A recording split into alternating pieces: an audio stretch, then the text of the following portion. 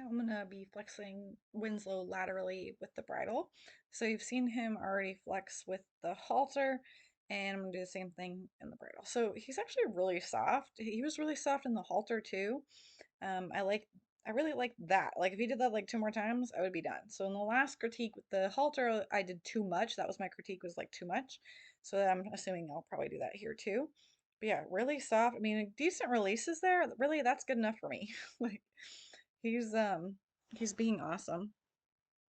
Nice and soft, and then I just kind of drop the rein. It looks really good.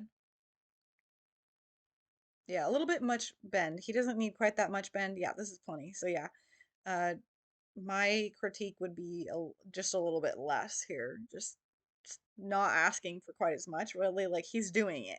Like that's exactly what I want. So that's pretty much that's a pretty common thing that I do, and I think a lot of other people do, is just drilling things that don't need to be drilled. So doing it over and over and over and over and over and over. And like the horse doesn't need it. The horse understands it. Like we get it. Let's move on, you know?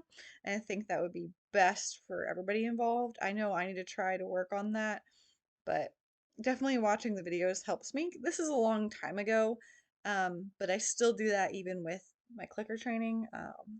I need to just kind of start adding things in a little bit more so my horses don't get bored or like get sour with it. So, like with here, Winslow's doing that too. Like I've done it a whole bunch, and then the last like two times he's been pretty stiff and doesn't want to give because he's like, I've already done this. Like, okay, like we did it already. Like, let's move on, kind of a thing. But if your horse is not wanting to flex, like this is how I would do it. I just hold and wait. I don't vibrate the rein. I don't pull. I don't give and take. I just hold it and wait. And that's it. And I don't want to pull him all the way around either. I just want to take the slack out of the rein and then wait. And then he gives a little bit, and I'm just going to completely give the rein and then give him loose rein. So if he wants to stretch his neck down, if he wants to lick his lips, do whatever, he can do that. And then I'm going to pick up again. That's a really important part of the lateral flexion that a lot of people miss. Um, like really, this is more than enough bend. We don't even need this much bend really. I'm just straightening his head out there so you can kind of see. But yeah, like that's plenty of bend right there. Like this is more than enough. So that's the other thing with lateral flexion. Lots of over bent horses. We don't need this much. There's really, you can't go in a circle this much, you know?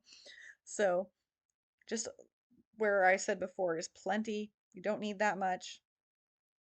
It's just not really necessary for any movement that we do with horses. So I know it's popular in some like natural horsemanship circles to do, but it can be really dangerous too if you're really flexing with a lot of bend and you're going fast. Horse can trip and they can fall over really easily, especially if you're cantering. That's how horses fall over when they're like, movie horses. Like canter, they pull their head to one side. If you watch a movie with that, that's how that happens. So I'd be really careful doing that. You want instead when you're bending to a stop instead of flexing to a stop is, let's say my horse is cantering, he's going a little too fast for me. I'm going to slide my hand down the rein, kind of straighten my arm out, and then put a little bit of a bend in him so he's got to kind of wind himself down and slow down in a big circle. And then you can slowly like decrease the size of the circle versus just grabbing him and pulling around him. I still have a tendency to do that, and I need to get rid of that. That's just a bad habit of if my horse is walking off or going too fast, I'll just pull their head around too much. And I really need to get out of that because that could be a really dangerous habit to have. But he looks equally good on this side. Um, really soft. Yeah, I could have done this in like 2 minutes and like, or I think this video is 2 minutes, maybe like 30 seconds and he's good to go. Like we'll move on. But yeah, he looks really nice and he looks pretty soft both sides. Again, I'm pulling too much. We don't need this much bend. But yeah, he looks really good.